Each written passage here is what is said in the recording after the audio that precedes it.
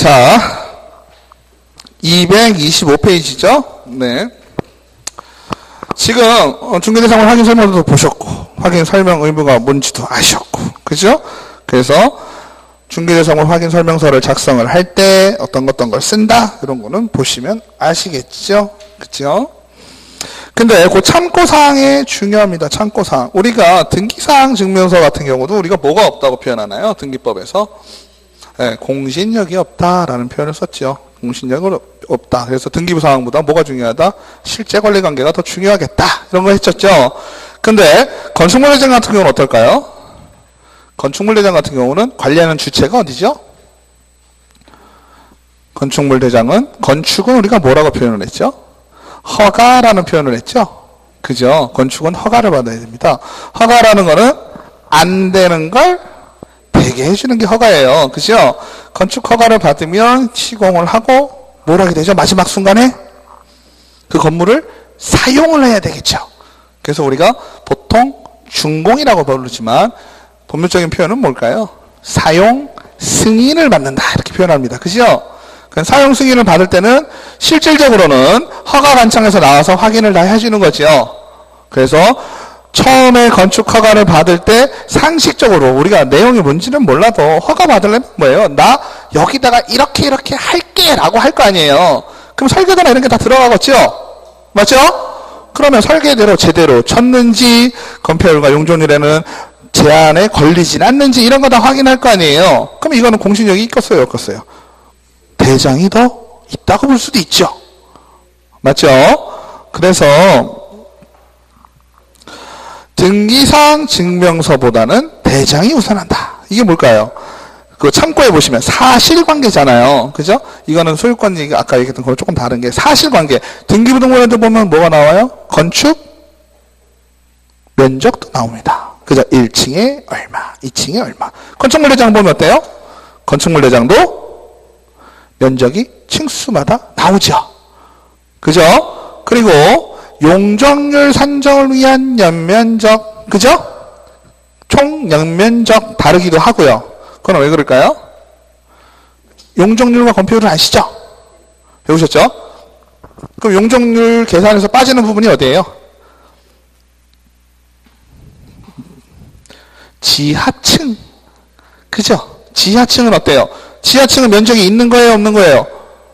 아니 실제로는 있지 거기. 그죠? 지하 주차장으로 쓰기도 하고 그러잖아요. 하지만 건물을 계산할 때 우리가 평당 그 건물 살려고 그러면 어때요? 그것까지도 쳐서 받겠죠? 지하층의 건축비가 어때요? 더 비싸죠. 1.5는 들 거예요. 그죠? 하지만 용적률을 산정할 때는 어때요? 그 지하층 면적을 빼주죠. 그래서 연면적이라는 건 뭐예요? 바닥 면적의 합계. 갑자기 딴 얘기를 하고 있죠 지금? 그죠? 그건데 어쨌든 건축물 대장과 등기사항 증명서가 차이가 발생을 할 때는 어디가 우선한다? 건축물 대장이 더 우선한다. 하지만 권리관계에 대해서는 대장하고 등기부 사항만 따진다면 어디가 우선한다? 등기사항 증명서가 우선한다. 근데 등기하고 실제 권리관계는 또 얘기가 달라지고요. 실제 경계와 공부상의 경계가 불일치할 경우에는 어떻게 될까요? 실제 경계라는 건 뭘까요? 옆집하고 담벼락 해놓은 거죠? 담벼락 해놓은 거고 지적될 때 보니까 어때요? 땅 모양이 달라. 그죠? 그럴 경우는 뭐가 우선하겠어요? 공부상 경계가 우선한다. 그죠? 그러면 어떻게 해야 되겠어요? 그거 다시 측량해가지고 어때요? 너 여기서부터 여기까지 공부상 보니까 이렇게 돼 있거든? 그걸 확인하겠죠? 확인해서 담부시기도 하고 그러죠. 그 다음에 토지 이용계획 확인서로만 공법상 이용 제한을 확인했다는 틀린 표현이다. 토지 이용계획 확인서로 확인할 수 없는 공법상 제한도 있다. 다 나오는 건 아니란 얘기고요.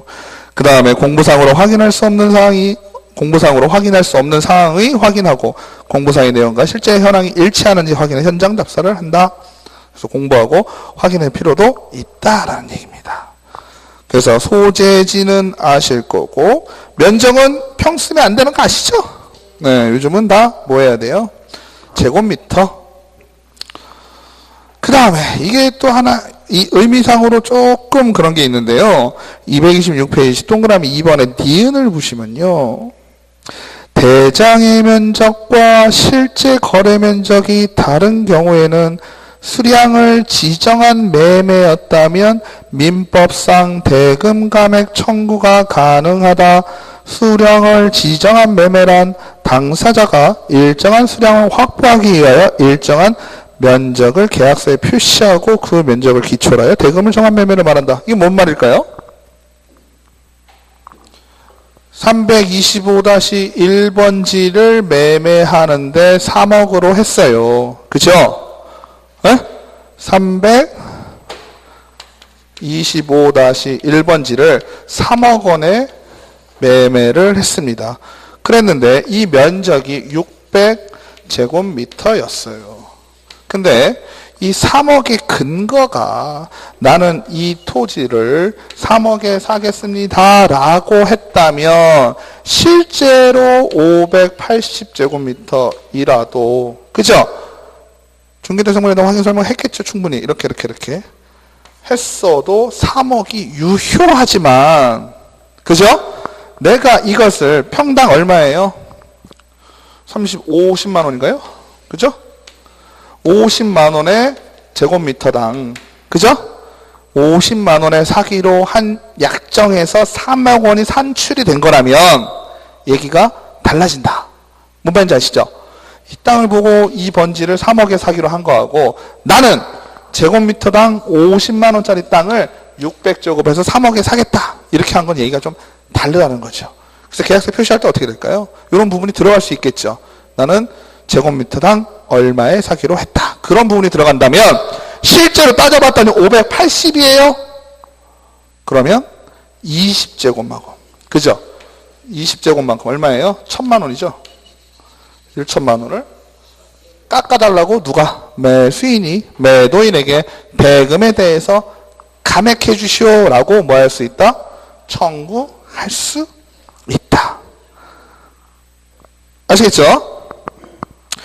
그래서 그 밑에 내용은 뭐였죠? 계제 평수를 기준으로 하는 것이 대상물을 특정하기 위한 것이라고 할 때는 수량을 지정한 매매가 아니다. 우리가 일반적으로 하는 매매죠.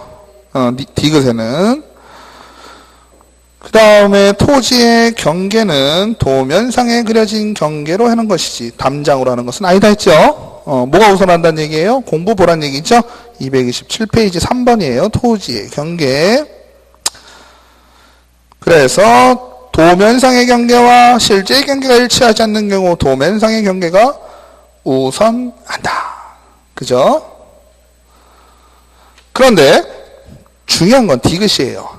지적 공부를 작성함에 있어 기점을 잘못 썼다. 우리 기점이라는 건 측량할 때 기준이 되는 지점이죠. 기점을 잘못 선택하는 등 기술적인 착오로 지적 공부상의 경계가 진실한 경계상과 잘못 작성됐다. 실제로는 그러니까 지금 얘기는 아까랑은 조금 다르죠. 도면이 정확하다고 했을 때는 경계, 담장 이런 게 경계가 되는 것이 아니고 지적상의 경계가 되는 것이지만 지적도를 잘못 작성을 한 거잖아요. 그죠? 이럴 경우에는 실제가 경계로 확정이 된다라는 겁니다. 자, 넘기시겠습니다. 그 다음에 지형, 지세, 뭐 도로 뭐 이런 거 있죠? 그 다음에 도로에서 한번 보실까요? 도로 7번에 도로. 중개 대상물이 도로에 접하고 있는지 조사 확인하고 공도인지 사도인지 조사한다. 도로가 솔직히 우리가요 토지 같은 거 매매할 때는 도로가 아주 중요하죠. 근데 보통 중개할 때 보면 그런 얘기 하시잖아요. 아, 여긴 관습상 도로라 도로예요. 뭐 이런 얘기들 하죠. 그죠? 관습상 도로라는 건 뭐예요? 지역권 인정된다는 얘기죠. 근데 공무상에는 어때요? 지적도상에는 도로로 나와요, 안 나와요? 안 나오죠. 안 나오면 골치 아플 수가 있죠. 뭐에 대한 문제가 생기나요? 우리가 행위한다 그러죠. 토지는. 그죠? 개발 행위, 이용을 할 때 도로가 없으면 어때요? 차가 한 대 들어서 3m에 접하지 않으면 도로는 건축허가 안 나죠. 그런 것 때문에 문제가 되죠. 그래서 맹지는 도로에 접하지 못하는 토지를 말하고요. 맹지, 인지 여부는 개업공인중개사가 의무적으로 설명할 사항이다. 그죠? 도로에 토지에 도로가 접하는지 안 접하는지는 의무적으로 설명할 사항이다. 실무적으로도 아주 중요하다. 저도 도로 같은 걸 보면 느낌이 그렇죠. 우리가 땅을 하나에 살아있는 뭐 세포, 살 이런 걸로 본다 그러면 어때요? 도로는 혈관이죠. 그죠? 혈관이 에너지가 영양이 공급이 되는 거잖아요. 그런 경우로 아주 중요하죠. 반대로 어떤 분들은 맹지만 찾아다닙니다. 아시죠? 맹지만 찾아다니면서 개발하는 경우도 있어요. 앞에 땅까지 산다든지 아니면 도로만 이렇게 낸다든지 아니면 정보를 얻고 그 동네 맹지만 한다든지. 그러니까 그거는 올해 투자에서 조금 더 고수가 되는 길이겠죠. 네. 그 다음에 건물의 방은 아까 말씀드렸고요. 그렇죠? 그래서 확인 설명서를 작성할 때 건축물의 방향은 주택의 거실이나 안방 등 주실의 방향, 그죠? 그 밖의 건축물은 출입구 방향, 그죠? 불분명할 때는 어떨까요? 불분명할 경우에는 조금 디테일하게 쓰시면 돼요. 남동향인데 거실 앞 발코니 기준으로 해서 남동향이다. 발코니, 베란다, 테라스 차이가 뭐죠? 아직 안 배우셨죠? 발코니, 테라스, 베란다 그러잖아요. 이렇게 표현하더라고요. 자, 보세요. 건물이 있죠? 2층 건물이에요. 2층 건물인데 이렇게 예쁘게 짓는 경우 있죠? 계단으로 올라가고 있죠, 안에서. 요 부분이 있을 수 있고, 여기 이렇게 튀어나와서 여기 뭐가 돼 있나요? 난간이 있죠? 그죠? 그리고 1층에 보면 여기 테이블 놓고 놀 수 있죠? 그죠? 요 세 가지입니다. 쉽게. 여기가 뭘까요? 여기가 베란다입니다. 여기가 베란다, 여기가 발코니, 여기가 테라스. 이렇게 이해하시면 편해요. 그죠? 그래서 원래 발코니는 뭐예요? 발코니는 건물이 튀어나와 있는 거죠. 그래서 이거는 옛날에 저런 거 있죠. 혹시 저기 천주교 다니시는 분들은 교황님 맨날 나와서 이렇게 막 아시죠? 거기 튀어나와 있죠. 만큼 튀어나와 있죠. 거기 나가서 이렇게 발코니 됩니다. 그러면 우리는 발코니 확장이에요? 베란다 확장이에요? 베란다 확장, 2층 베란다, 1층 이렇게 있고. 근데 이런 경우는 어때요? 계속 이렇게 가야 돼요. 건물이. 그죠? 근데 건물이 이렇게 돼 있진 않죠. 계속 베란다가 어때요? 여기도 우리는 따지자면 여기가 계속 튀어나오는 이런 상황이죠. 그죠? 따지자면. 그래서 이건 우리가 뭐라고 부른다? 발코니 확장이 맞는 표현인 것 같다. 이거에 대한 구분이 되게 애매모호하죠.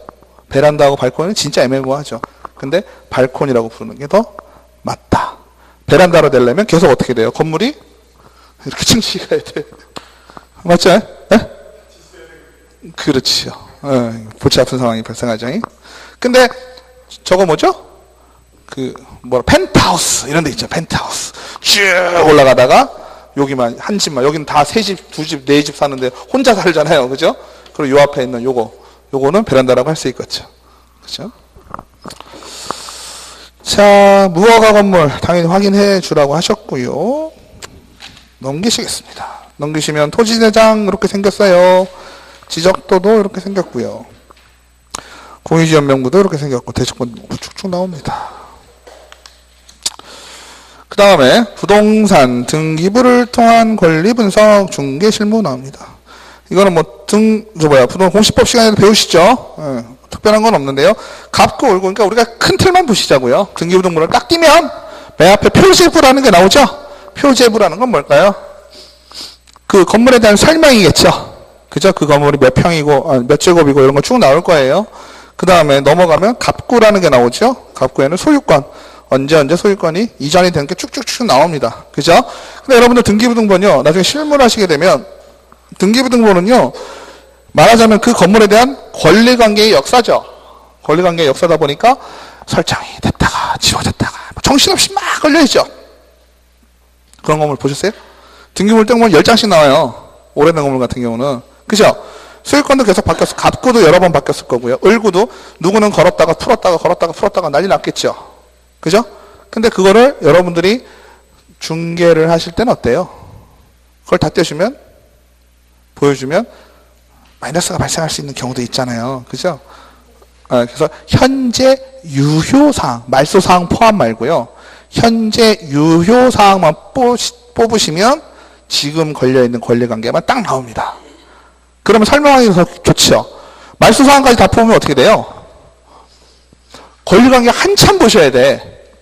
1번에 건전한 선장 걸었는데 뒤에 가면 소멸되고 다시 걸고 소멸되고 빨간 줄로 짝짝짝 가죠. 그럼 이거 지우고 해서 막 설명해 줘야 되거든요. 근데 유효사항만 보면 어때요?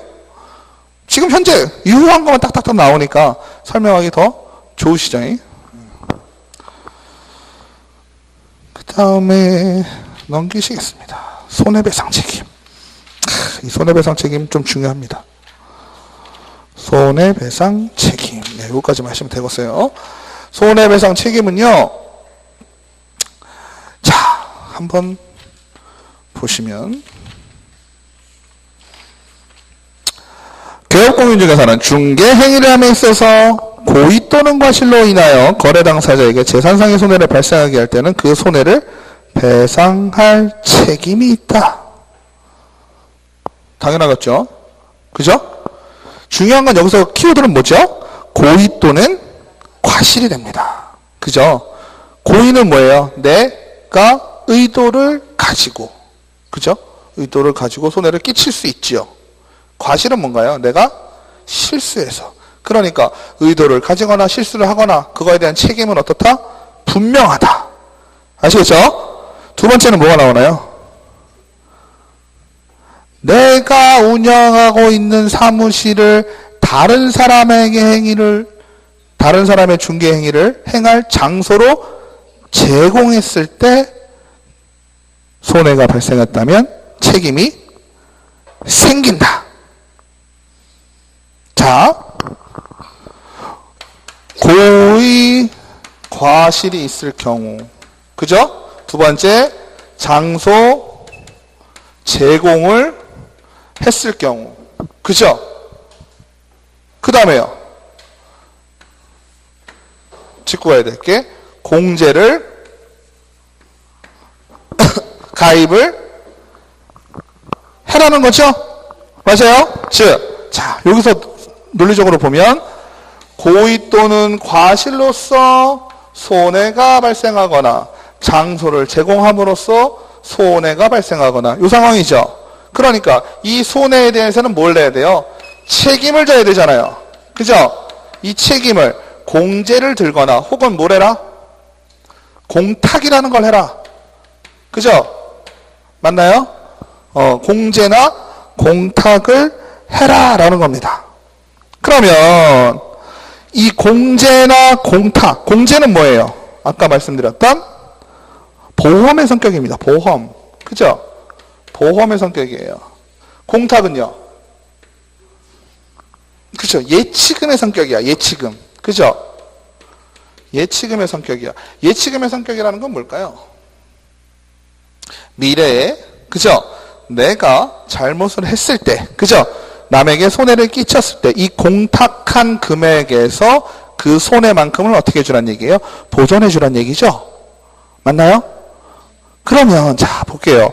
이거는 보험이잖아요. 말하자면 보험이니까 얘는 보통 1년에 한 번 가입을 합니다. 그럼 기간이 1년이겠죠?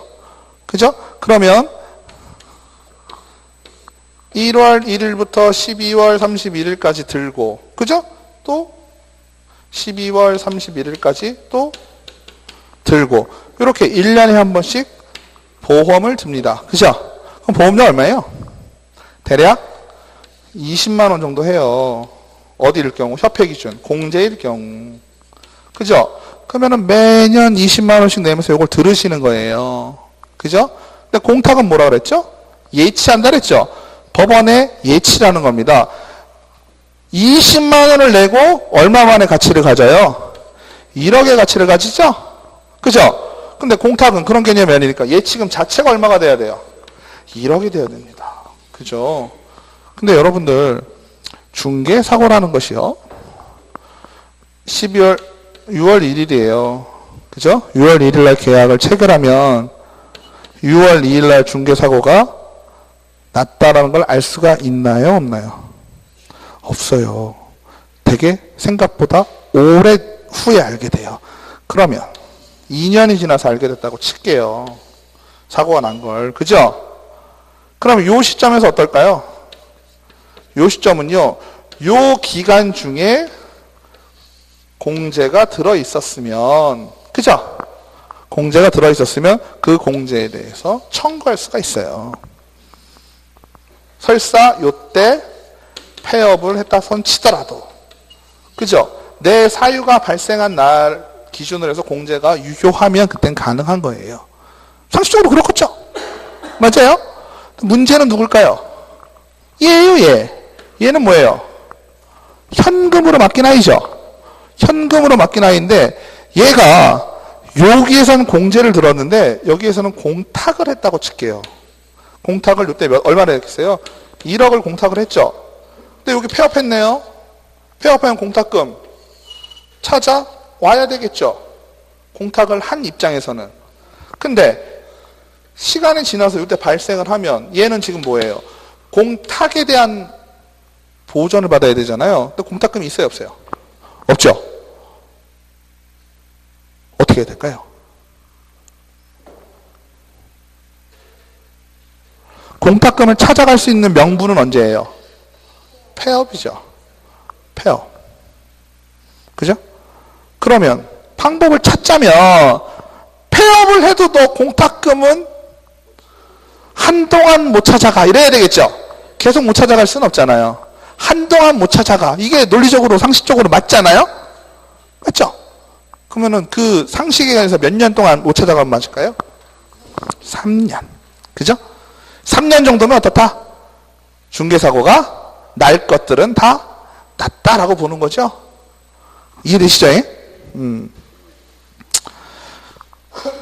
그 다음에 개업공인중개사는 중개가 완성된 때에는 거래 당사자에게 손해배상 책임 보장에 관한 각호의 사항을 설명하고 관계증서 사본을 교부하거나 관계증서에 관한 전자문서를 제공해라 이렇게 돼 있죠.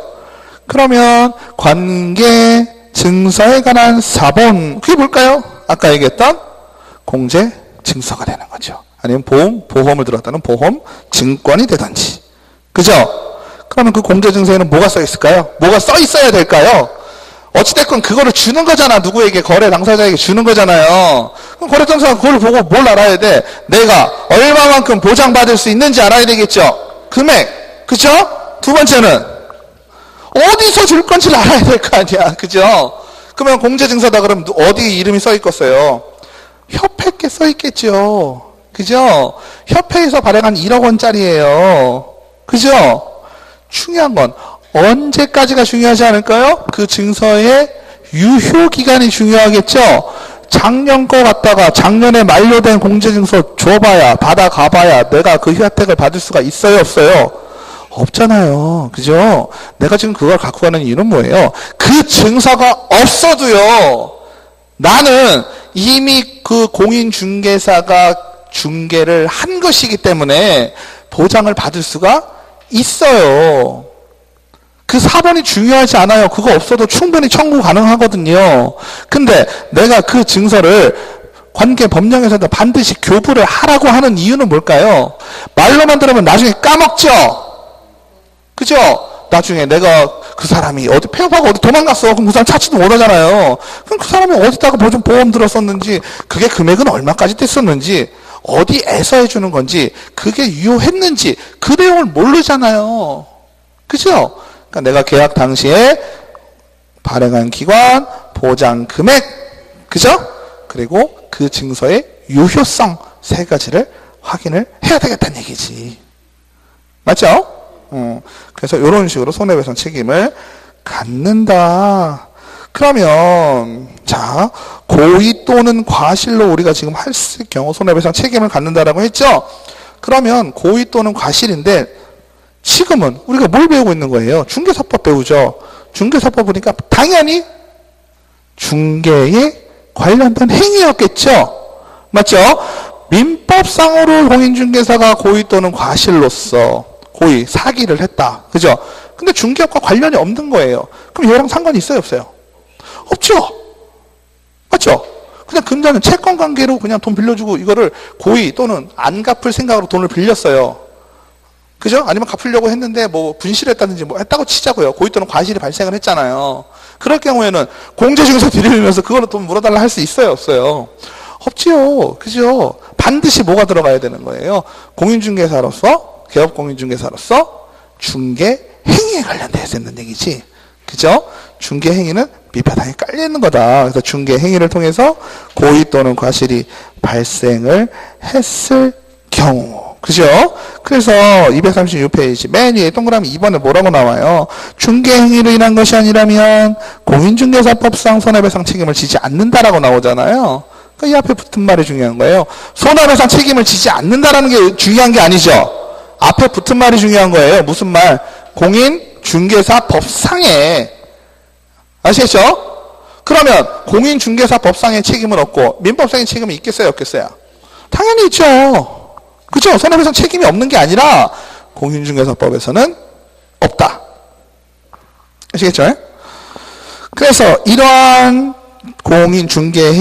중개행위를 통한 고의 또는 과실이 있었을 경우 중개행위에 해당되는지 여부가 중요하잖아요. 그죠? 왜? 중개행위에 의해서만 공인중개사법에 의해서 보호를 받는다. 그 얘기는 곧 뭐예요? 공제증서로서 청구할 수 있다는 의미가 되는 거거든요.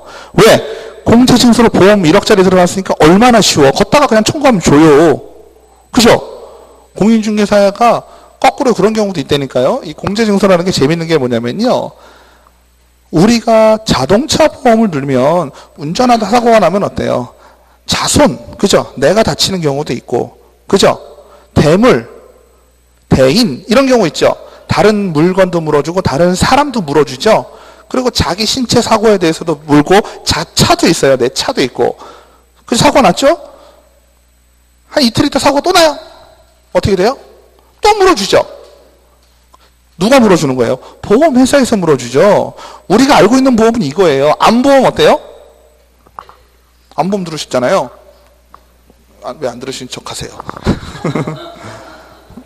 네, 암보험 들으셨잖아요. 저도 암보험 들었어요. 근데 제가 암보험에 들었는데 암보험은 어때요? 내가 뭐 10만 원, 20만 원씩 내지만 암 확진 받으시 일시로 3천만 원 준다. 이렇게 돼 있죠? 그죠? 그럼 나는 암 걸리면 3천만 원 제가 받는 거잖아요. 그죠? 근데 우리 공제는 어때요? 그런 개념이 아니란 얘기예요. 그죠? 보험이라는 건 미래에 발생할 그 위험에 대해서 내가 지금 어떻게 보면 투자를 하고 있는 중이잖아요. 그죠? 근데 공제는 그런 개념이 아니고 누구를 위해서? 보험은 나를 위하거나 수익자가 나 아니면 법정 상속인이죠. 내가 죽으면 나의 법정 상속인이잖아요. 거의 그래요. 수익자가 거의 그렇다고. 근데 우리가 드는 공제는 어때요? 수익자가 누구예요? 내가 아니에요. 누구예요? 남을 위해서 드는 거야. 남을 위해서 내가 드는데 더 재밌는 건 뭐예요? 단순히 절차상만 배려해준다라고 이해를 하자 그랬잖아요. 그 얘기는 뭘까요? 내가 남을 위해서 보험을 들었는데 내가 잘못을 한 것에 대해서 지금 보험을 들어놓은 거잖아요. 잘못을 하면 보험회사에서 물어주긴 해요. 손해에 대해서 물어주기는 하는데 중요한 건 뭘까요? 나한테 구상권이 들어와요. 나한테 구상권이 들어오면 어떻게 돼요? 결론적으로 얘기하면 그 손해에 대한 책임은 누가 다 지는 거예요? 내가 지는 거예요. 그러면 금전적으로도 내가 지는데 보험료를 1년에 지금 20만 원씩 내고 있다는 얘기예요. 이거는 아주 이 밸런스가 무너지는 거 아니에요? 그렇지 않아요? 형평성이 너무 무너지는 거 아니야? 이거 누구 위한 거예요, 결론은? A, B. 거래 당사자. 그죠? 지극히 거래 당사자의 편향된 보험이에요. 나에게는 도움이 돼야 안 돼요? 절대 안 돼요. 나는 구상권 다 들어와요. 그죠? 그럼 결국은 내가 불어주는 거란 얘기지. 그죠? 왜 그럴까요? 두 가지 면에서 볼 수 있거든요. 첫 번째는 뭘까요? 첫 번째는 보험 사기 예방이죠. 그죠? 아니 내가 1억짜리 보험 1억도 들 수 있고 10억도 들 수 있어요. 내가 들기 나름이에요. 근데 1억 원 이상 들으라고 하니까 1억밖에 사람들이 다 안 드는 거죠. 보험을 많이 내야 되니까. 저거 많이 들어놓고요. 사고 팍 내요. 일부러. 그럴 수도 있겠죠. 근데 그렇게 하면서도 사고 내는 경우도 있어요. 나한테 구상권이 들어오는데도요. 사고를 내는 경우도 있어요. 일부러.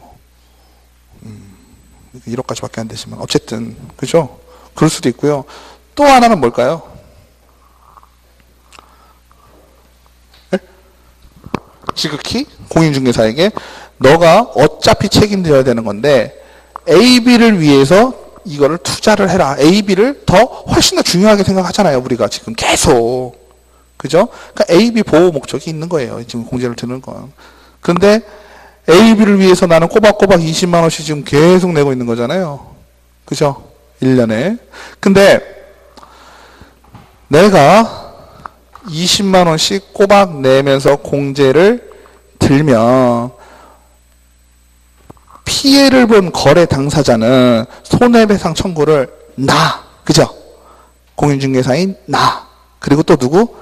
내가 들은 협회나 보증보험 걷다가 청구를 할 수가 있거든요. 그죠? 근데 나한테 청구가 들어오면요. 나는 뭐라고 얘기할까요? 어차피 그거 안 하고 내가 그냥 물어줘도 되죠. 물어줘도 되는데 내가 확인서를 써주는 거야. 내 잘못이 맞고 너 저기 가서 받아가. 이렇게 써줄 수도 있어요. 시스템이. 결과적으로 나한테 들어올 거지만 내가 인정을 해버리는 경우도 있다는 얘기죠. 그리고 더 재밌는 건 협회 있죠. 협회에 써드는 건 협회는 목적이 뭐라 그랬어요? 협회는 공인중개사 자격증을 취득한 사람이 가입하는 협회가 아니라 그랬죠. 그죠? 우리가 알고 있는 한국공인중개사협회는 어떤 사람들? 공인중개사 자격을 취득을 하고 등록을 한 자들. 즉 개업 공인중개사들이 모인 데거든요.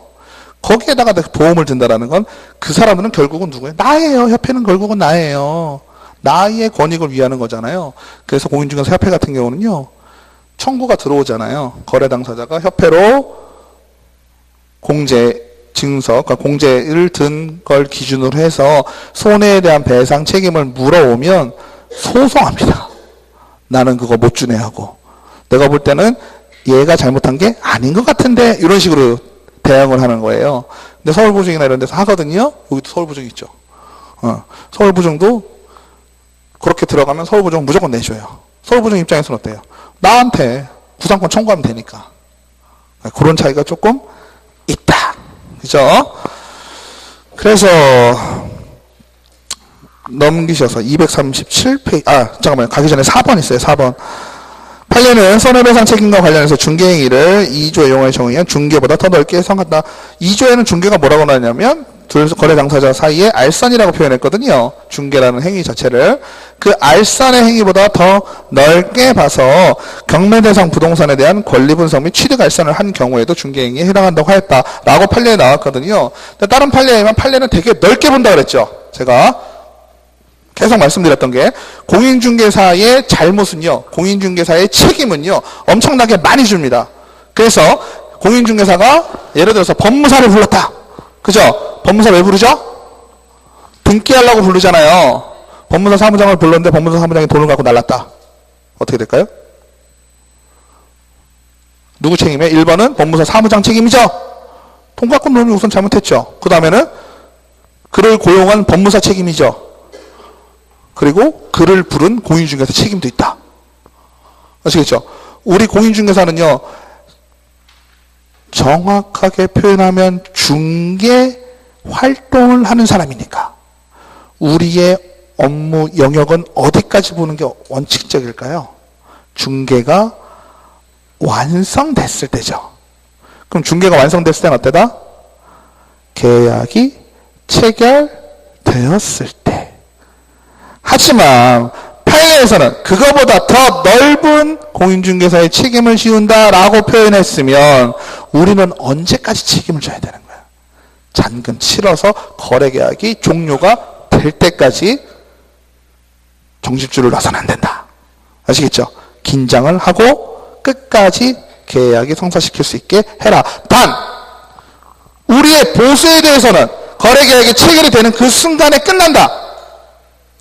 거래계약이 체결이 되고 중도금 때 해약이 됐다. 중도금 전에는 해약 가능하죠?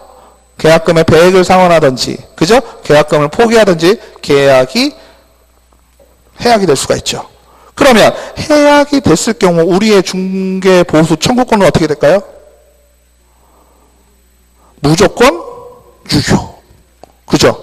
무조건 유효입니다. 계약이 체결이 되는 순간 중개 보수 청구권에 대한 얘기는 이미 게임 끝이에요. 아시겠죠? 그 다음부터 계약이 깨지건 뭐 찌랬건 계약이 늘어지건 서로 소송을 하건 전혀 상관이 없어요. 내가 보수에 대해서 달라고 할 수 있는 거는 계약이 체결되는 순간 끝나는 거예요. 그래서 어떻게 하라 그랬어요? 우리의 중개보수는 언제 청구하라 그랬어요? 계약서 쓸 때. 그죠? 계약서 쓸 때 돈 달라는 소리 반드시 해야 돼요. 언제 해야 될까요? 계약서 쓸 때 달라 그러면 줘요, 안 줘요? 매도인은 줄 수 있지만 매수인 절대 안 주죠. 그러니까 흘러가는 얘기로 계약하기로 하고 나서는 슬쩍하니 얘기를 해주시는 게 좋아요. 슬쩍. 강하게 그거 갖고 따지면 어때요? 계약도 안 돼. 그죠? 미리 통보 정도는 하시는 게 좋고요. 물어봅니다. 원래 잔금 때 주는 거 아니에요? 라고 물어보면 어떻게 대답을 하시라 그랬죠? 공인중개사법에, 그죠? 공인중개사법에 그렇게 나오는데요. 협의하게 돼 있는데 저희 사무실은 계약할 때 받아요. 그죠? 그래도 먹힐 때가 있고 안 먹힐 때가 있어요. 먹히면 좋죠? 계약할 때 그래요? 어차피 저희가 다 서비스까지 해드려요. 또 말로 해야 되겠죠? 근데 안 줘! 어떻게 될까요? 반이라도 받으셔라. 그죠? 반이라도 받으셔라. 법적으로 문제가 있다 없다? 절대 없다. 다 받아도 상관없고 안 받아도 상관없고 반 받아도 상관없어요. 아시겠죠? 근데 문제는 뭐예요? 안 받고 계약이 해약이 되면 보통의 경우 계약이 해약이 되는 경우는 누구의 의도가 많나요? 매수인이 많아요? 매도인이 많아요? 매도인이 계약을 해약하는 경우는 거의 없어요. 그죠? 그리고 매도인이 해약을 하게 되면 그래도 좀 나요. 근데 대부분은 어떠냐면요. 매수인이 돈 나오기로 한 돈이 안 나오거나, 그죠? 마음이 바뀌거나, 이런 경우가 대부분이거든요. 그럼 매수인한테 수수료를 못 받았어. 공인중개사 보수를 못 받았어요. 중개보수를 못 받았는데, 계약이 해약이 된데 쫓아가가지고, 그래, 계약이 해약된 건 안타까운 일이지만, 중개보수는 줘야 될 것 같은데? 이러면 어떻게 되죠? 뺨 안 맞으면 다행이죠. 그죠? 욕먹는 건 당연한 거고요. 그죠? 그렇기 때문에 어때요? 반드시 계약할 때 받는 게 좋고요. 그런데 또 그런 경우도 있죠. 뺨 맞거나 욕할 때는 어떤 개념이냐면 매수인이 깔끔하게 계약금 포기할 때예요. 깔끔하게. 근데 대부분의 매수인들은 어떠냐면 계약금에 대해서 미련이 아주 많아요. 그죠? 입장을 바꿔놓고 생각해 보세요. 내가 더 좋은 물건을 더 싸게 살 수 있어서 하는 계약을 해약하는 경우는 거의 없어요. 매수인은. 매도인이 그런 경우는 많아요. 매도인이 누가 3천만 원 더 준다 그래서 1,000만 원 계약금 받았으면 1,000만 원 주고도 남잖아요. 그죠? 여러분들이 조금 헷갈리실 수 있는 부분이 뭐냐면 배액을 상환한다 그러니까 되게 많이 주는 것 같은데요. 계약금만큼만 주는 거예요. 그죠? 매수인은요, 계약금 준 거 그냥 포기하는 거고요. 매도인은 받은 계약금 돌려주고 내가 계약금만큼 포기하는 거예요. 그럼 1,000만 원 받았으면 3,000만 원 더 주면 당연히 그쪽으로 가는 게 사람이에요. 그치요? 2,000만 원이 더 생기는데. 그렇잖아요. 그래가지고 매도인이랑 계약하는 거는 많지가 않고요. 매수인이 대부분 하는데 매수인의 마음 한번 해보세요. 계약했는데 진짜 부득이하게 해약을 해야 돼. 그럼 어떻게 공인사 쫓아가가지고요. 어떻게 반이라도 못 받을까? 이런 얘기 합니다. 그죠? 그렇게 돼요. 그러면 그거를 또 매몰차게 법적으로 따지면, 민법에 따르면, 계약 공인중개사법에 따르면 이딴 식으로 하시면 안 되죠. 그죠? 최대한 좋게 얘기는 해볼게 라고 얘기를 하시고 조율하는 게 또 공인중개사의 일이기도 합니다. 그러면 또 뭐 이렇게 수수료 더 생길 수도 있고 그렇죠. 뭐 여러 가지로. 그죠? 매도인은 괜찮죠? 매도인은 계약금 받은 거 그대로 지금 이익이 생겼죠. 그러니까 중개보수를 달라고 하면 그래도 줄 수 있는 게 좀 돼요. 그리고요, 아까 반 받아라, 뭐 어쩔 수 없이 뭐 하는 얘기 중에 최소한 매도인 거는 무조건 그날 다 받으셔야 돼. 매도인하고 매수인하고 보면은 내가 누구랑 친해요? 매도인이랑 친할 수밖에 없어요. 그리고 목이 마른 사람은 누구예요? 매도인이거든. 그죠? 매도인은 빨리 팔고 싶은 사람이니까 어떻게든 현금화 시키고 싶은 사람이잖아요. 그러니까 거기가 더 목이 마르거든요. 그러니까 매도인에게는 수수료를 많이 빨리빨리 받으셔라. 그죠? 그 다음에 237페이지 보시면 고의 또는 과실 나옵니다. 과실에는 중과실뿐만 아니라 경과실도 포함된다. 그래서 통상의 주의 의무를 위반한 경우를 경과실, 주의 의무를 현저하게 결한 것을 중과실이라고 하는데 경과실은 주의의무를 살짝 위반한 거고 중과실은 많이 위반한 거죠. 하지만 중과실과 경과실 이건 간에 어찌됐건 과실이 있으면 다 책임진다. 하지만 개업공인중개사가 무과실일 경우에는 책임을 지지 않고요. 그 다음에 과실을 참작하여 하는데 피해자의 부주의를 이용하여 고의로 불법행위를 저지른 자가 그 피해자의 부주의를 이유로 과실상계를 주장할 수 없다. 과실상계는 뭘까요? 내가 과실이 있지만 너도 잘못이 있어 이거죠. 자동차 사고 나면 어때요? 100% 있어요? 없어요? 없죠? 네? 내가 앞을 제대로 못 보고 했지만 니도 급하게 쓰지 않았냐 뭐 이런 것도 있을 수 있죠. 근데 급하게 쓰는 건 솔직히 뒤에서 100%가 나오더라고요. 그죠? 너가 좌회전을 하면서 내가 가는 걸 뭐 이런 분위기 있죠. 서로 교차로 같은 데 있잖아요. 골목길 같은 데서 내가 좀 빠르게 간 거는 맞지만 너도 안 보고 들어온 죄도 있지 않아 뭐 이러는 걸로 2대8 나오고 3대7 나오는 거 있잖아요. 서로의 과실을 어떻게 하는 거 상계하는 거잖아요. 근데 중요한 건 공인중개사가 상대방이 거래 당사자가 거래 의뢰인이 과실이 있다는 것을 알고 고의로 그죠? 내가 보니까 쟤도 잘못이 있는데 라는 걸 알고 들어가면 과실상계를 주장할 수가 없게 되겠죠. 상식적으로. 말이 어렵나요? 아니죠. 자동차 사고 나면 2대8 나온다고 그랬죠? 서로 잘잘못을 조금씩 따져주는 거잖아. 그죠? 근데 이거 한번 생각을 해보자고요. 제가 과속으로 오는 것을 보고 내가 일부러 가서 갖다 박았어요. 아니면 제가 음주운전한 것을 보고 갖다 박았다.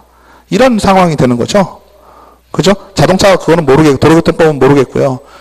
공인중개사법 같은 경우는 제가 과실이 있다는 것을 알고 내가 들어가서 고의로 그랬을 때 제 과실을 주장을 해가지고 내 잘못을 경감시킬 수 있지는 않다라는 얘기입니다. 과실상계를 주장할 수 없다라는 얘기, 그 얘기입니다. 아시겠죠? 판례는 어려우니까 앞에하고 뒤에 것만 보시라 그랬어요. 그죠? 앞에 말 뒤에 말만 보시면 다 답이 나온다 그랬어요. 중간에서 몇 번씩 꽈놓죠? 복잡하게. 그죠? 그 다음에 거래 당사자에게 재산상의 손해가 발생을 했다. 개업공인중개사는 재산상의 손해에 대해서만 공인중개사법의 손해배상을 책임을 진다. 그죠? 재산상의 손해니까 뭐예요? 집을 팔았는데 그죠? 알고 보니 집주인이 그 사람이 아니야. 그러면 매수인은 어떻게 돼요? 계약금 중도금 다 날리죠? 금전적인 손해가 발생을 했죠? 그러면 공인중개사법에서는 뭘로 물어줘요? 공제로 물어준다 했잖아요. 근데 그러면은 개인적으로 어차피 공인중개사가 다 물어주게 돼 있죠. 그 피해는 고스란히 해요. 어차피. 근데 공제를 통해서 1억까지는 기본적으로 하자는 얘기고요. 중요한 건 그게 아니라 자 보세요. 부동산, 중개 대상물 이런 아이들은 기본적으로 규모가 크죠. 제가 여러분들한테도 여러분들이 나중에 공인중개사가 되셨을 때 작은 거 330만 원짜리, 5천만 원짜리, 5억짜리, 50억짜리, 100억짜리 다 중요하다고 말씀을 드렸어요. 왜? 부동산은 그 사람의 전 재산일 수 있다 그랬어요. 그죠? 그죠? 그러면 나의 전 재산을 공인중개사의 잘못으로 날리게 될 상황에 처해진 당사자의 입장은 어떻겠어요? 속이 타는 걸로 끝날까요? 밤에 잠이 안 오고 난리 나죠? 그죠? 정신적 손해가 발생하나요? 안 하나요? 발생하죠. 이 부분은 어떻게 할까요? 그걸 우리가 위자료라고 부르죠. 걔를 어떻게 하면 좋겠어요? 청구를 해야 되겠죠. 받아내야 되겠죠. 그 손해에 대해서. 정말 심할 수도 있잖아요. 탈모 같다? 뭐 이런 거부터 시작해서 난리 나겠죠. 그러면 공인중개사법에서 정신적 손해에 대해서는 어떻게 처리를 하고 있을까요? 미안하지만 중개법이 아니라 민법으로 따져라. 아시겠죠? 중개사법에서는 공인중개사법에서는 정신적 손해에 대해서는 따지지도 묻지도 않는다. 아시겠죠? 다만 금전적인 부분만 책임을 진다. 하지만 정신적인 손해에 대해서 공인중개사가 책임이 없다는 뜻은 아니죠. 아시겠죠? 민법으로 따지라는 얘기예요. 그 다음에 인과관계는 당연히 중개행위와 재산상의 손해가 발생을 했을 때 둘에는 당연히 인과관계가 있어야 한다라는 겁니다. 그 다음에 쭉 넘어가셔서 장소 제공, 그죠? 무과실 책임. 이건 뭘까요? 지금요, 우리가 공인중개사법의 전체적인 분위기에서도 따따방하고 하지 말고, 사무실 빌려주지 말고, 등록증 빌려주지 말고, 자격증 빌려주지 말고, 그죠? 이런 불법행위 되게 싫어한다 그랬잖아요. 그죠? 그래서 어떠한 책임이 발생을 했을 경우에도 내가 내 사무실을 남에게 빌려주면 이미 빌려준 상황으로서 뭔가 좀 깨름직한 거죠. 그죠? 불법행위 소지가 있는 거잖아요. 근데 그걸로 해서 재산상의 손해가 발생했다. 그럼 당연히 어떻게 된다? 그 사무소를 빌려준 사람에게 책임을 다 지워버리겠다. 그래서 무과실 책임이라는 게 나옵니다. 무과실 책임은 뭐예요? 공인중개사가 장소만 제공을 하고 나는 가만히 있었어요. 그죠? 가만히 있고 딴 사람이 와서 막혔는데도 손해가 발생하는 상황이 발생을 했다. 그러면 직접적으로 개업공인중개사가 관여하지 않았다 손 치더라도 어떻습니까? 책임을 진다. 무과실 책임은 뭐예요? 과실이 없어도 책임을 지겠다는 거죠. 직원이 잘못을 하면 사장님이 무과실 책임을 졌잖아요. 그죠? 앞에서 그죠? 소속공인중개사가 잘못해가지고 재산상의 손해를 끼치면 이건 빼도 박도 못하고 어떡한다 그랬어요? 재산상의 손해에 대해서 민사적인 책임은 무조건 사장님이 다 진다 했죠? 마찬가지로 사장님이 장소 제공을 했는데 딴 사람이 와가지고 중개 행위를 했는데 그 중개 행위로 인해서 재산상의 손해가 발생을 한다면 그죠? 빌려준 사람은 무과실 책임을 진다. 그래서 나는 잘못한 게 없는데요. 이렇게 잘못이 없음을 입증을 했다 손 치더라도 책임을 진다. 아시겠죠? 인과관계도 마찬가지고요. 다 넘기시면 되고요. 업무보증에 대해서 말씀을 좀 드리면 그죠? 업무보증 240페이지요. 업무보증은 언제 하라 그랬다? 기억 좀 더듬어 보실까요? 우리 등록을 하면 뭘 한다 그랬죠? 등록 신청을 하고요. 그 다음에 등록 신청이 완료되면 어떻게 돼요? 서면으로 통지를 받게 되어 있습니다. 며칠이죠? 7일 이내에. 그죠? 우리가 잘 모를 때는 공인중개사 보면 많이 나오는 날짜가 두 가지밖에 없어요. 그죠? 7일 아니면 10일이에요. 맞죠? 근데 10일은 조금 덜 중요한 거. 7일은 조금 더 중요한 거야 되겠죠? 등록 신청하면 마음이 얼마나 급해? 그죠? 빨리빨리 하고 싶으니까. 7일 이내에 서면으로 통지를 하게 되어 있습니다. 서면으로 통지를 한 후에는 뭐 하나요? 등록증을 수령을 하죠? 등록증을 수령하고 업무 개시를 합니다. 그죠? 그 네 단계 중에서 그죠? 업무 보증 언제 하라 그랬죠? 업무 개시 전. 업무 개시 전에 해야 될 게 하나 더 있었는데 어떤 거죠? 인장 등록. 그죠? 하지만 실무적으로는 어떻다? 인장 등록은 언제 한다? 등록 신청할 때. 그죠? 그러면 등록 신청할 때 그렇게 하고 업무 보증은 보통 언제 한다? 업무 보증은 개념이 뭐예요? 업무에 대한 보증이니까 내가 업무를 할 수 있는 자격이 있어야 되겠죠? 그 업무를 할 수 있는 자격은 언제 생기는 거예요? 서면으로 통지를 받는 순간부터. 그죠? 보이지 않는 넘서면, 넘을 수 없는 4차원의 벽이 생긴다 했습니다. 그죠? 서면 통지를 받으면 그 전에는 개업공인중개사가 아니는 나는 그냥 공인중개사일 뿐 무등록 개업공인중개사고 서면 통지를 받는 순간부터 나는 개업공인중개사이다 라고 했지요. 하지만 서면 통지를 받고 반드시 실제로 업무를 개시하기 전, 즉 계약서를 작성하기 전에는 공제증서와 그죠? 공제를 들고 인장을 등록해라 라고 했어요. 그러니까 거기에서 얘기하는 공제증서가 이거잖아요. 업무보증. 그죠? 그래서 업무를 개시하기 전에 반드시 보증을 하고 분사무소라는 거 아까 법인 얘기했었죠? 개인일 경우에는 업무보증 얼마짜리 하라고 했죠? 1억짜리. 법인일 경우에는 더블. 그죠? 2억. 근데 법인은 주된 사무소가 있고 그죠? 각 지방마다 뭐 들 수 있어요? 분사무소, 지점 들 수 있죠? 지점일 경우에는 지점마다 얼마? 1억씩 들어라. 그죠? 그 다음에 특수법인은 농협도 합니다. 농협도 1,000만 원 해요. 업무보증을. 그죠? 근데 중요한 건 우리 법인, 특수법인 얘기하면 항상 얘기하는 게 뭐냐면 농협은 통뼈라고 했습니다. 그죠? 농협은 등록을 하지 아니하여도 중개를 할 수가 있다. 나머지 애들은 등록하고 업무보증을 설정을 해야 한다. 그죠? 그 다음에 업무보증 중요한 건 뭘까요? 업무보증에서 만약에 물어줬다고 할게요. 그죠? 3천만 원을 물어줬어요. 그러면 내가 드는 20만 원의 효력은 없어집니다. 다시 재가입을 해야 돼요. 또 공탁금 아까 얼마 걸어놨어요? 1억 걸어놨죠? 1억 걸어놓으면 3천만 원 물어줬어요. 그럼 공탁금이 얼마가 됐어요? 7천만 원 됐죠? 어떻게 해야 되겠어요? 바로 채워놔야 돼. 아시겠죠? 그 다음에 법인일 경우 법인 2억인데 분사무소 1억이죠? 그러면 법인의 2억, 1억 해놨어요. 여기는 대구고 여기는 서울이야. 본점은 서울이에요. 그죠? 그러면 서울에서 사고가 나면 얼마까지 물어줘요? 그렇지요. 안 걸리시네 이제. 훌륭하십니다.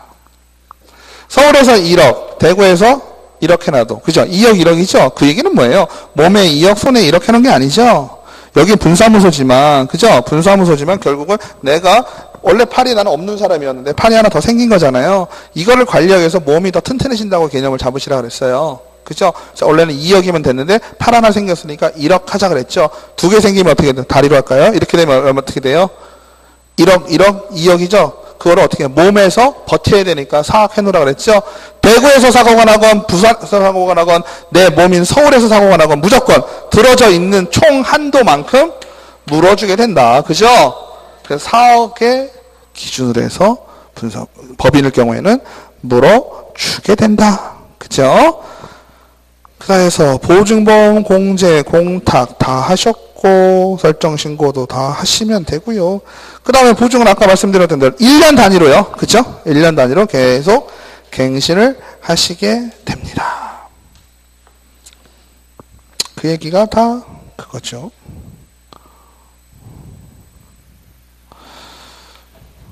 그래서 재밌는 거는 이제 이번에 공탁 같은 경우는요. 보증보험과 공제금 청구는 중개사고가 발생한 지 객관적으로 분명하지 아니한 경우 중개사고 발생을 알았거나 알 수 있었던 날로부터 3년 이내에 청구하여야 되고 공탁금 청구권을 행사한 기간은 개업공인세에 대한 손해배상 청구권과 동일하다. 그래서 10년 손해 및 가해자를 안 날로부터 3년 이내 불법행위를 한 날로부터 10년 이내에 공탁금을 청구해야 된다. 이건 무슨 얘기냐면요. 여러분들 보험 들으셨잖아요. 보험의 청구 기간이 언제지 아세요? 3년이에요. 3년. 여러분들이 들은 보험 있잖아요. 예를 들어서 암보험 드셨잖아요. 자꾸 암보험 나니까 좀 우울한데. 실비, 그죠? 실비보험 병원 가셨잖아요. 까먹었어. 청구해야 되는데 까먹은 건 3년 전까지는 청구하실 수가 있어요. 그래서 그걸 기준으로 해서 공제를 들었을 때도 중개사고가 난 날부터 3년. 그죠? 공탁도 그거랑 똑같이 쫓아가는데 단 뭐라고 나와요? 불법행위를 한 날로부터는 10년. 그죠? 불법행위를 한 날로부터는 10년 이내에 공탁금을 청구하여야 된다. 아시겠죠? 그 다음에 계약 그쵸? 우리가 공제증서는요 대부분 어떨까요? 제일 쉬운 방법이 이제 그냥 공제증서 들으면 A4지로 증서가 나오거든요. 그거 복사해서 한 장씩 주시거든요. 근데 그거를 전자적인 방법으로 보증서라고 하죠. 보증서를 전자적인 방법. 전자적인 방법은 뭐예요? 이메일이나 팩스, 이메일이나 뭐 문자나 뭐 이렇게 보내드리는 거죠. 전자적인 방법으로도 보낼 수가 있다. 그래서 제재를 보시면 개업공인중개사가 손해배상 책임을 보장 245페이지요. 개업공인중개사가 손해배상 책임을 보장하기 위한 조치를 이행하지 아니하고 업무를 개시한 경우 임의적 등록 취소 사유가 된다. 보증보험 안 들으면 임의적 등록 취소하니까 우리가 이런 거 나올 때마다 단순하게 외우려고 하면 어렵잖아요. 한번 생각을 해보면 그만큼 공제를 줄지 않으면 지금 임의적 등록, 상대적 등록 취소 사유까지도 될 수 있다는 얘기잖아요. 지금 얘기가. 그러니까 이 공제에 대해서 법에서는 어떻게 하는 거예요? 상당히 조금 많이 비중을 두고 있는 거죠. 공제 많이 들어라 라는 거죠.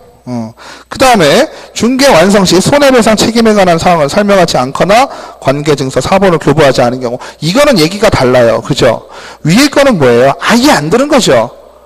아예 안 들으니까 책임을 지금 질 수 있는 거예요? 없는 거예요? 없는 거잖아요. 없는 거는 등록을 취소할 수 있을 정도로 강하게 제재를 하고 있는데 밑에는 어때요? 사본을 주지 않았다는 건 사본을 주지 않았다라는 의미, 설명을 하지 않았다라는 의미는 들어있다라는 얘기예요? 들어져 있지 않다라는 얘기예요? 들어져는 있다는 얘기죠? 들어져 있는 거를 설명하지 않은 거는 그닥 중요하지 않을 수 있다는 거예요. 왜 그럴까요? 그 그 사본을 배부를 해야지, 교부를 해야지만 그 사람이 보장받는 것은 아니잖아요. 그쵸? 아까 뭐라 그랬어요? 그 사본 없어도, 그죠? 중개사고 났으면 나는 그 공인중개사가 들어오는 공제나 보험을 통해서 손해배상을 받을 수 있다라고 했잖아요. 그죠? 그러니까 증서를 교부하지 않은 경우는 100만 원 이하의 과태료. 두 개가 좀 헷갈릴 수 있겠죠? 업무 보증을 하지 않은 게 문제지 업무 보증 서류를 주지 않은 게 문제는 아니다. 이렇게 이해하시면 되겠죠? 그래서 임의적 등록 취소와 과태료이다. 해서 오늘 몇 가지를 좀 다뤘는데요. 여러분들이 한번 정리를 조금 하시는 게 좋을 것 같아요. 그래서 손해배상 같은 것도 꼭 나오고요. 금지행위, 그죠? 금지행위 부분을 좀 더 무게감을 좀 주시고, 중개대상물 확인 설명서 같은 경우도 꼭 나옵니다. 한 번씩. 그죠? 그러니까 내용 알고 계시면 되겠습니다. 네. 중개사고. 끝나죠. 바로 15일 내에 들게 되어 있습니다. 네. 이게 만약 지금 보험 같은 경우는 이게 사고를 많이 내는 사람들은 네. 보험 인수를 안 하잖아요. 아, 이거는 그런 개념이 아닌 게요. 어차피 공인중개사한테 뭐 들어가요? 구상권 청구 들어가잖아요. 그래도 뭐 본인이 그렇죠. 그런 거는 있는데요. 개념상으로 이거는 여러 건이 발생한다, 아니면 뭐 계속해서 발생한다. 이런 게 우리는 보험 아예 이제 부보를 안 받게 되잖아요. 보험 부보를 못 하잖아요. 우리가 보험을 넣을 수가 없잖아요. 그리고 뭐 차도 뭐 좀 사고 많이 난 차들이 있잖아요. 스포츠카 이런 것들은 뭐 보험료도 비싸고 막 이런 게 있는데, 공제경선 그런 거는 없고요. 공제는.